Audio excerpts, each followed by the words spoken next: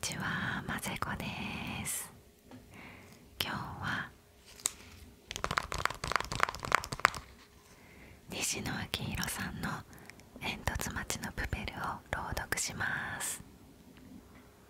プペルの読み聞かせ動画は前に作っているんですが、2回に分かれてしまったのと、朗読だけの動画も見てみたいというお声をいただいたので、今回は読むことに集中して読み聞かせをしたいと思います。それではご覧ください。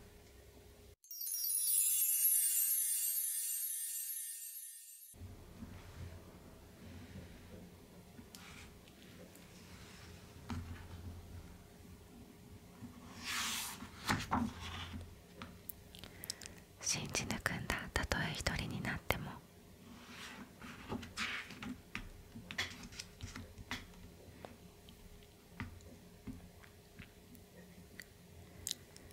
4000メートルの崖に囲まれ、外の世界を知らない町がありました。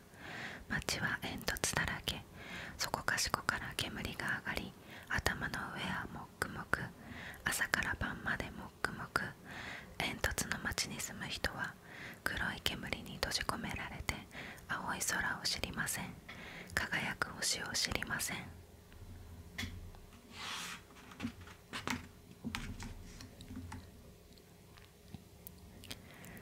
町は今ハロウィン祭りの真っ只中。魔除けの煙も加わっていつも以上にもっくもく。ある時、夜空をかける配達屋さんが煙を吸って咳き込んで、配達中の心臓をうっかり落としてしまいました。さすがに視界はこの悪さ、どこに落ちたか分かりません。配達屋さんはさっさと諦め、夜の向こうへスタコラさっさ。ドクドクドクドクドクドク。煙突の町の片隅であの心臓が鳴っています。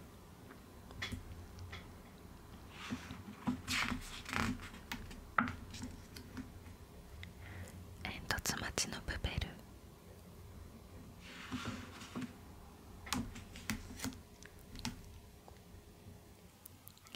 心臓は町の外れのゴミ山に落ちました。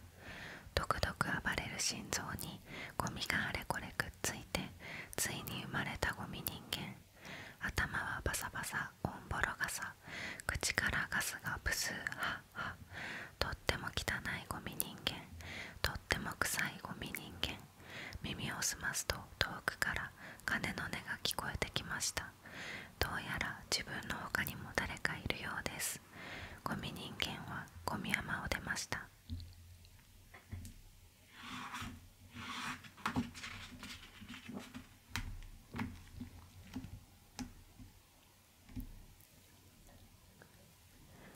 町に行くと化け物たちがうようよ。やい、ずいぶんおかしな格好をしてるじゃないか。振り返るとそこに立っていたのはかぼちゃのお化け。なんだい君は。地獄の豪華を飲み込んでハロウィンの夜を怪しく照らす。俺の名はジャック・オー・ランタン。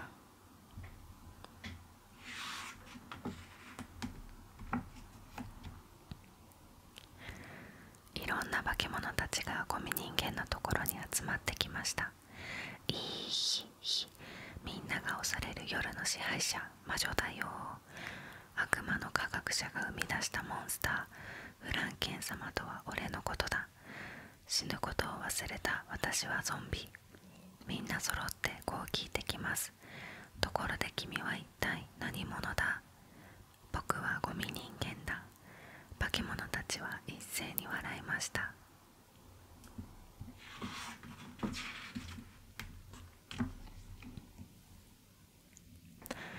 化け物たちの仲間に加わったゴミ人間は、トリックオアトリート、トリックオアトリート、おやつをよこさないといたずらをするぞと家々を回り、大人たちからおやつを分けてもらいました。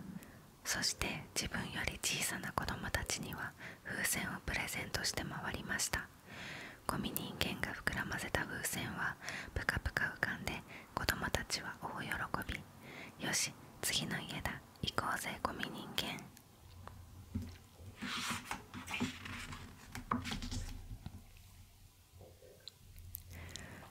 ち回り、化け物たちのポケットはおやつでいっぱいになりました。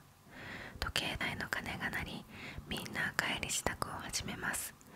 ゴミ人間は仲間の一人に話しかけました。ハロウィンは楽しいね。また明日もやろうね。何言ってんだよ、ゴミ人間。ハロウィンは今日までだぜ。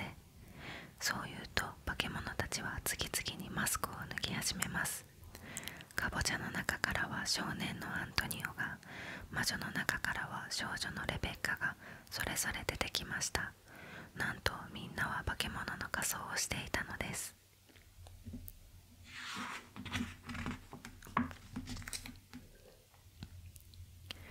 どうしたんだよ、お前も脱げよ、ゴミ人間。そうよ、そんなに汚い仮装はあなたも嫌でしょう。レベッカがゴミ人間の頭を引っ張った時でした。いてててて。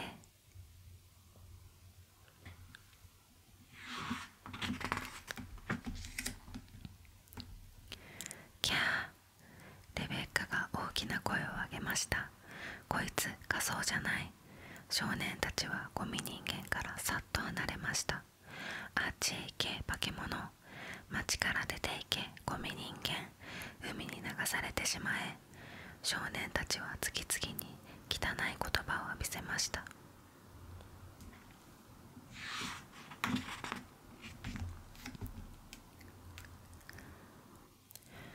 ゴミ人間の噂はすぐに町中に広まりました。ゴミ人間だ、化け物が現れた。ゴミ人間が話しかけても、あっちへ行けよ、ゴミ人間。匂いが移ると相手にしてもらえません。ゴミ人間はベンチに腰をかけ、ブスーハッハッと臭いため息をこぼしました。そんな時でした。君が噂のゴミ人間か。それ仮装じゃないんだって。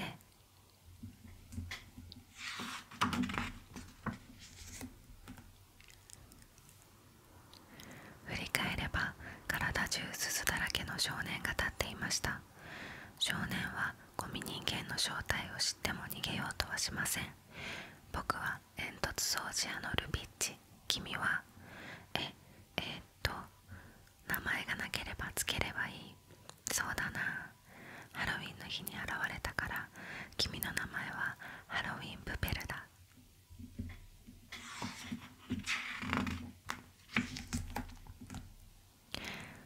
ハロウィンプペル、君はこんなところで何してるんだい。誰も遊んでくれないんだよ。プペルがそう言うとルビッチはわははと笑いました。そりゃそうだろうね、プペル。君は汚いし、それに随分臭い。言ってくれるね、そういうルビッチだって真っ黒けっけじゃないか。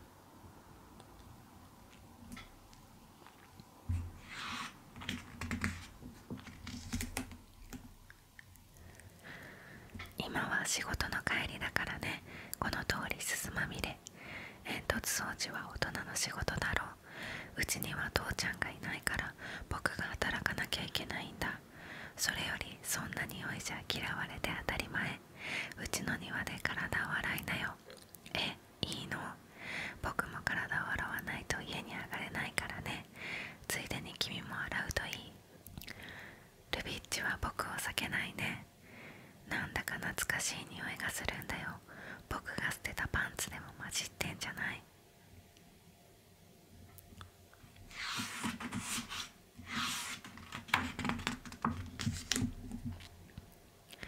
ルビッチはプペルの体を隅々まで洗ってくれました。汚れはきれいに落ちて、匂いはずいぶんマシになりました。ありがとうルビッチ。でも口が臭いね。息を吐いてごらん。プペルは息を吐きました。あはは、こりゃ臭い。プペル、それはガスだよ。磨いたって無駄だね。二人は遅くまで一緒にいました。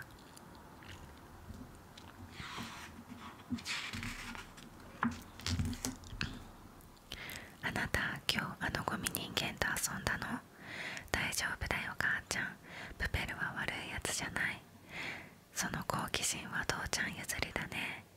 町でただ一人の漁師だったルビッチのお父さんは去年の冬に波に飲まれ死んでしまいました。見つかったのはボロボロに壊れた漁船だけ。この町では海には魔物がいると信じられていて、海に出ることを禁止されていたので、町の人たちは自業自得だと言いました。ねえ母ちゃんは父ちゃんのどこが良かったの？照れ屋で可愛いところもあったでしょ。嬉しいことがあるとすぐにこうやって人差し指で鼻の下をこすって。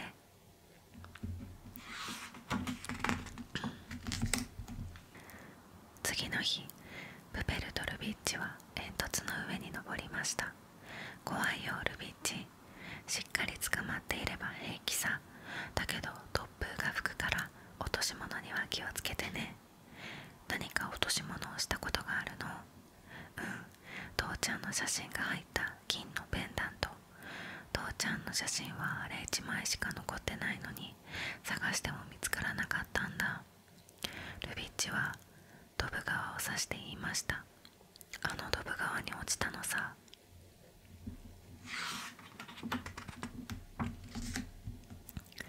ねえプペル、星って知ってるかい？星。この町は煙で覆われているだろう。だから僕らには見ることができないけど、あの煙の上には星と呼ばれる光り輝く石ころが浮かんでるんだ。それも1個や2個じゃないよ。1000個、1万個、もっともっと。そんなバカな話があるもんか。嘘っぱちだろ。僕の父ちゃんがその星を見たんだ。遠くの海に出た時にね、ある場所で頭の上の煙がなくなって、そこには光り輝く星がたくさん浮かんでいたんだって。町の人は誰も信じなくて、父ちゃんは嘘つき呼ばわりをされたまま死んじゃったんだ。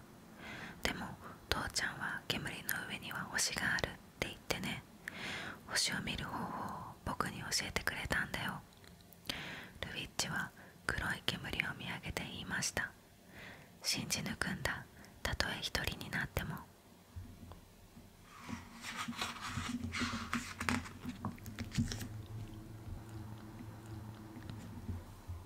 次の日、待ち合わせ場所に来たプペルはまた臭い匂いを出していました。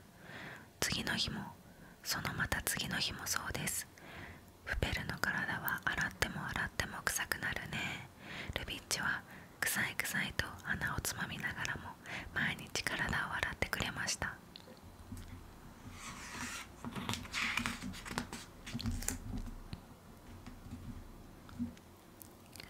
ある日のこと、プペルは変わり果てた姿で現れました。どうしたんだいプペル、一体何があったんだい？なんとプペルの左耳についていたゴミが取れています。僕がいると街が汚れるんだってさ。耳は聞こえるのかい？いいや、左耳からは何も聞こえなくなった。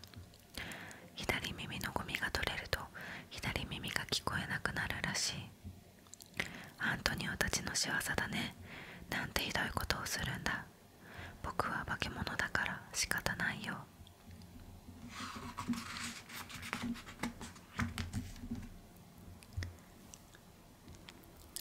次の日、ルビッチはアントニオたちに囲まれてしまいました。やいルビッチ、テニスが風で倒れたんだよ。ゴミ人間からもらったバイキンが原因じゃねえのか。プペルはちゃんと体を洗っているよ。バイキンなんていない。とんだ嘘をつきやがる。昨日もあのゴミ人間は臭かったぞ。お前の家は親子揃って嘘つきだ。確かにプペルの体はいくら洗っても次の日には臭くなっていました。ルビッチには返す言葉がありません。なんでゴミ人間なんかと遊んでんだよ。空気を読めよ。お前もこっちに来い。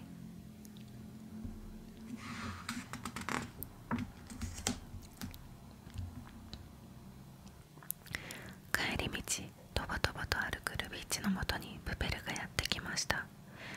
ねえルビッチ、遊びに行こうよ。また臭くなってるじゃないか。そのせいで僕は今日学校でいじめられたんだ。いくら洗っても臭くなる君の体のせいで。ごめんよルビッチ。もう君とは会えないよ。もう君とは遊ばない。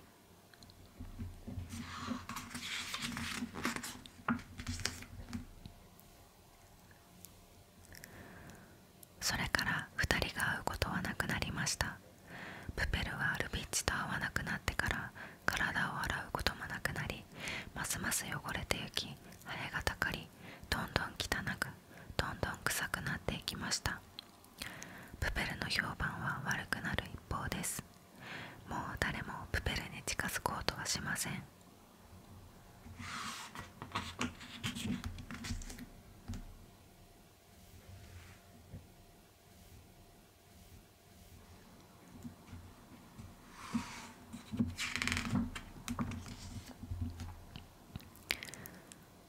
ある静かな夜、ルビッチの部屋の窓がコツコツと鳴りました。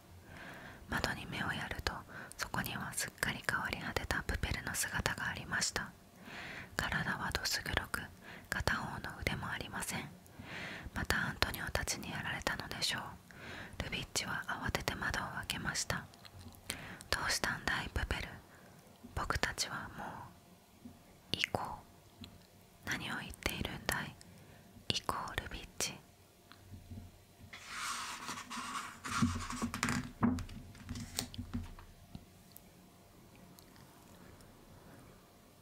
ちょっと待ってよ、どうしたって言うんだい。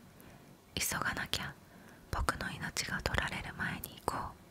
どこに行くんだよ、急がなきゃ、急がなきゃ。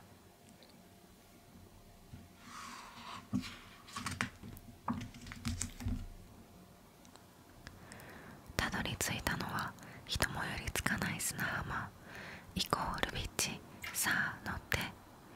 何言ってんだよ、この船は壊れているから進まないよ。お構いなしにプペルはポケットから大量の風船を取り出し、ふーふーふーと息を吹き込み、風船を膨らませます。ふーふーふーふーふーふー。おいプペル、何してんだよ。ふーふーふーふーふー。急がなきゃ、急がなきゃ、僕の命が取られる前に。プペルは膨らませた風船を一つずつ船に結びつけていきました。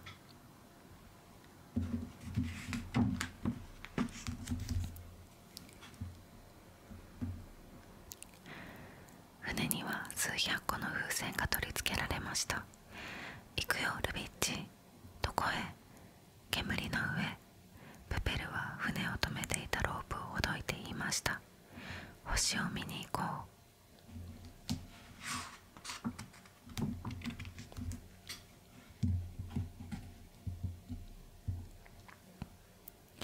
風船をつけた船はゆっくりと浮かんでいきます。ちょっと大丈夫かいこれ。こんな高さから街を見下ろすのは初めてです。街の夜景はとても綺麗でした。さあ息を止めて、そろそろ煙の中に入るよ。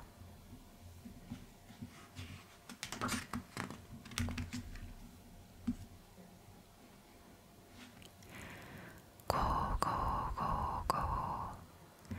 煙の中は何も見えません。ただただ真っ暗です。ゴーゴーという風の音に混じってプペルの声が聞こえます。しっかり捕まるんだよルビッチ。上に行けば行くほど風はどんどん強くなっていきました。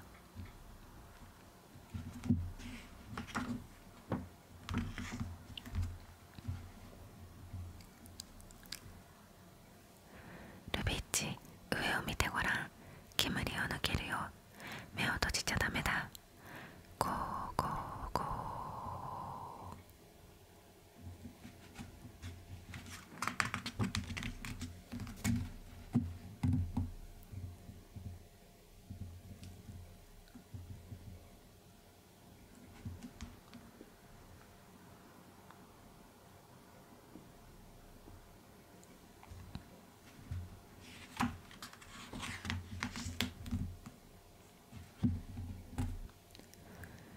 父ちゃんは嘘つきじゃなかった。そこは数えきれないほどの光で埋め尽くされていました。しばらく眺め、そしてプペルが言いました。帰りはね、風船を船から外せばいいんだけれど、いっぺんに外しちゃダメだよ。いっぺんに外すと急に落っこちちゃうから、一つずつ一つずつ。何言ってんだよプペル、一緒に帰るんだろう。君と一緒にいられるのはここまでだ。僕は君と一緒に星を見ることができて本当によかったよ。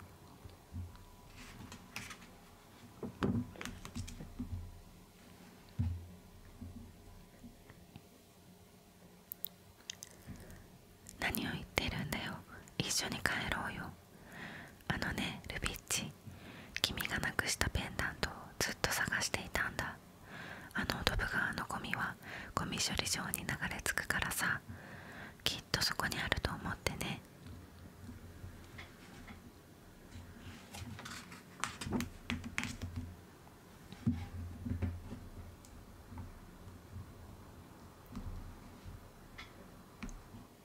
僕、ゴミ山で生まれたゴミ人間だから、ゴミを漁ることには慣れっこなんだ。あの日から毎日ゴミの中を探したんだけど、全然見つからなくて、10日もあれば見つかると思ったんだけど。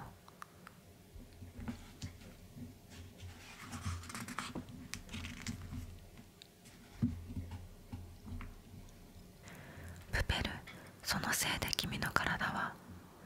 僕、あれだけひどいことをしちゃったのに。構わないよ。君が初めて僕に話しかけてくれた時、僕は何があっても君の味方でいようと決めたんだ。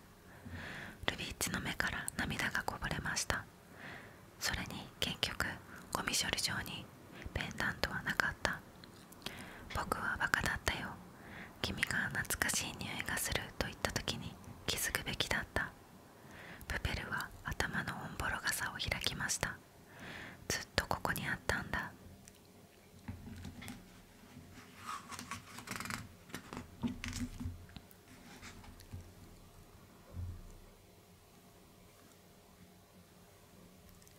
傘の中に金色のペンダントがぶら下がっていました。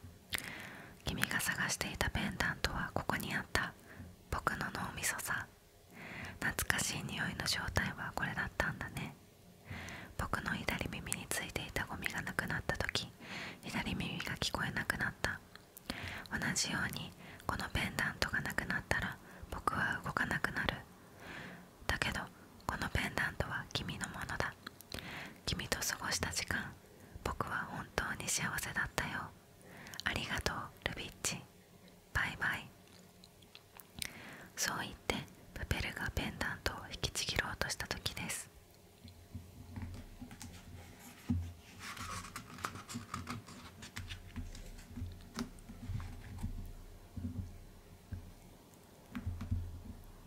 ダメだ。ルビッチがプペルの手を強くつかみました。何をするんだいルビッチ。このペンダントは君のものだ。それにこのまま僕が持っていても、そのうちアントニオたちにちぎられて、今度こそ本当になくなってしまう。そうしたら君は父さんの写真を見ることができなくなる。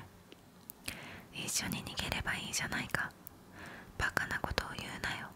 僕と一緒にいるところを見つかったら、今度はルビッチが殴られるかもしれないぞ。構わないよ。痛みは2人で分ければいい。せっかく2人いるんだよ。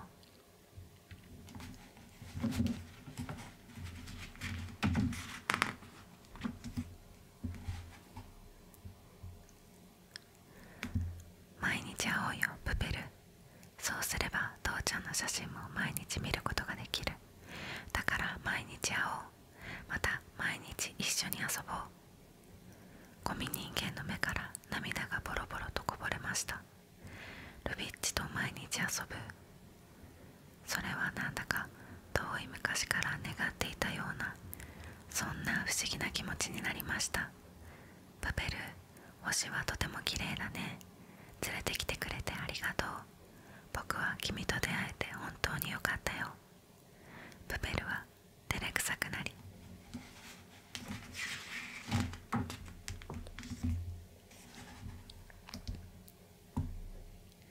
やめてよルビッチ、恥ずかしいじゃないか。